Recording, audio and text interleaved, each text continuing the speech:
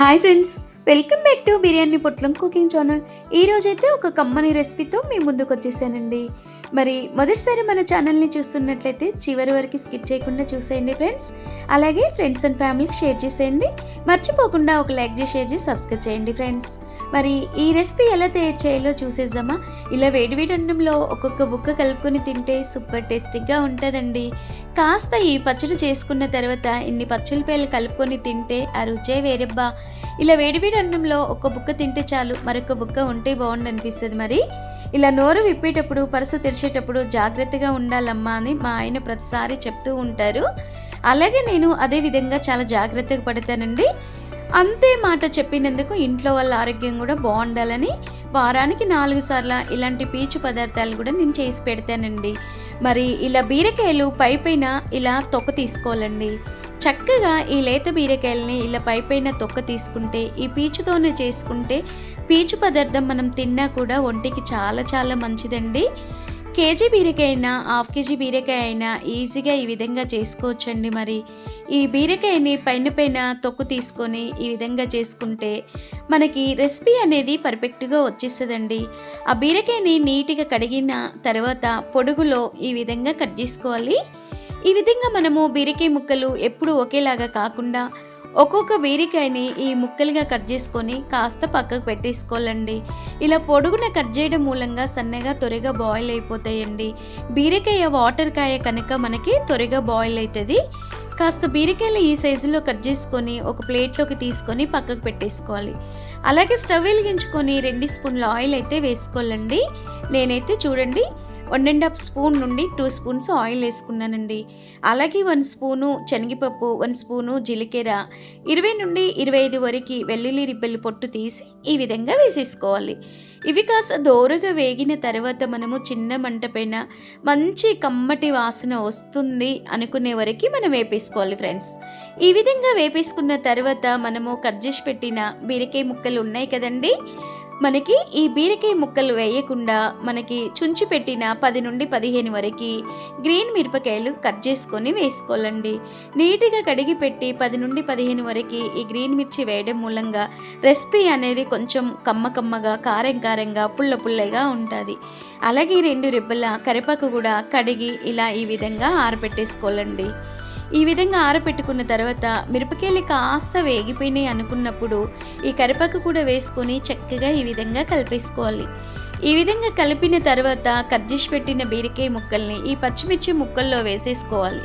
చక్కగా ఈ సైజులో సన్నగా ఈ విధంగా మనకి పీచుతోని అదే విధంగా కట్ చేసుకొని ఇలా వేసేసుకోవాలి. చిన్న మంట పైననే చక్కగా ఉడికించుకోవాలండి. ఎక్కువ ఆయిల్ కూడా లేకుండా ఎంతో ఆరోగ్యానికి మేలు చేసే ఈ పీచు పచ్చడి చాలా చాలా ఒంటికి మంచిదండి.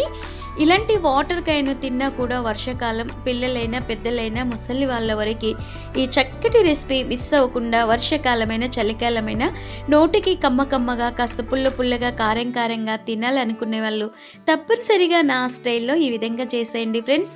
రుచి మాత్రం బాగుంటుంది, తింటే కూడా కమ్మగా ఉంటుంది.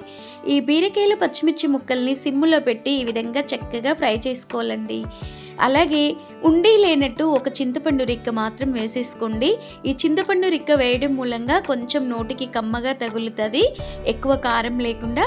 ఒకే టమాటాను ఈ సైజులో కట్ చేసేసుకొని 1/2 స్పూను సాల్ట్ పైనంగా చల్లేసుకోవాలండి. అలాగే మనకి చిటికెడంత పసుపు కూడా వేసుకొని ఓసారి మనకి బీరకాయ ముక్కలు, పచ్చిమిర్చి ముక్కలు, ఒక టమాటో ముక్క కూడా ఈ విధంగా వేసుకొని చక్కగా ఆ సాల్ట్ కలిసేలా వేపేసుకోవాలి. సాల్ట్ మాత్రం చూసి వేసుకోండి, అప్పుడు కానీ మనకి రుచి అనేది ఎక్కువ వస్తుంది. సాల్ట్ అనేది ఎక్కువ ఉన్న మనకి పచ్చడి అంతగా తినబుద్ధి కాదండి. కొంచెం తక్కువ ఉన్న సాల్ట్ కలుపుకోవచ్చు. 5 నిమిషాల పాటు సిమ్ములో పెట్టి ఈ విధంగా ఉడికించుకోవాలండి. ఎక్కువ ఆయిల్ లేకుండా సిమ్ములో పెడితే ఈ విధంగా చక్కగా మనకి గిన్నె కూడా మాడకుండా చక్కగా సిమ్ములో పెట్టి ఈ విధంగా వేపేసుకోవాలి. ఇలా చూడండి, ఈ విధంగా చక్కగా ఉడికిపోయింది బీరకాయ ముక్కలు, పచ్చిమిర్చి ముక్కలు అనుకున్నప్పుడు స్టవ్ కట్టేసుకోవాలండి. స్టవ్ కట్టేసుకొని మనము కాస్త చల్లార పెట్టుకోవాలి. ఉడికిందా లేదా అని ఒకసారి ఈ విధంగా చెక్ చేసుకోండి ఫ్రెండ్స్. ఇలా చెక్ చేసుకున్న తర్వాత చక్కగా ఖాళీ మిక్సీ జారు లేదా రోలు తీసుకొని రోట్లో కానీ నూరుకోవచ్చు, లేదా ఖాళీ మిక్సీ జార్లో కూడా వేసేసుకోవచ్చు. చక్కగా ఈ విధంగా మనకి హాఫ్ కేజీ చేసినా, కేజీ చేసినా మనకి చిన్న చిన్న ఫంక్షన్‌లప్పుడైనా, పండుగల పూటైనా నాన్ వెజ్ తినని వాళ్ళకి ఈ విధంగా ఒక్కసారి నా స్టైల్‌లో ఈ తొక్కు బీరకాయ పచ్చడి చేశారనుకో సూపర్ టేస్ట్ ఫ్రెండ్స్. మరి ఇంకెందుకు లేటు, మీరు ట్రై చేయండి. ఎలా వచ్చిందో టేస్ట్ కామెంట్ రూపంలో తెలియచేయండి. అలాగే ఒక లైక్ చేసి, షేర్ చేసి, సబ్స్క్రైబ్ చేయడం మర్చిపోకండి ఫ్రెండ్స్. మరి వేడి వేడి అన్నంలో ఈ పీచు బీరకాయ తొక్కును వేసుకొని తింటే చాలా చాలా బాగుంటుందండి. మరి ఇలా మనకి పచ్చి ఉల్లిపాయలు ఒకటి తీసుకొని ఈ సైజులో కట్ చేసుకొని ఈ పీచు బీరకాయ తొక్కులో కలిపేసుకోవాలండి. అంతేనండి, అప్పటికప్పుడు నోటికి ఎంతో కమ్మనైనా ఈ పీచుతో చేసిన బీరకాయ తొక్కు చాలా చాలా బాగుంటుందండి. రోటీలో కానీ, అన్నంలో కానీ, ఉప్మాలో కానీ, ఊతప్పలో కానీ ఎలాంటి దాంట్లోనైనా తినేయొచ్చండి. ఈ పచ్చడి చూస్తుంటేనే ఎప్పుడెప్పుడు తినాలా అని నేను అనుకుంటున్నాను, నాతో పాటు అత్తయ్య కూడా అనుకుంటున్నారండి. ఇంకెందుకు లేట్ ఫ్రెండ్స్, మరి మీరు ట్రై చేయండి. మరికొత్త వీడియోతో మీ ముందుంటాం.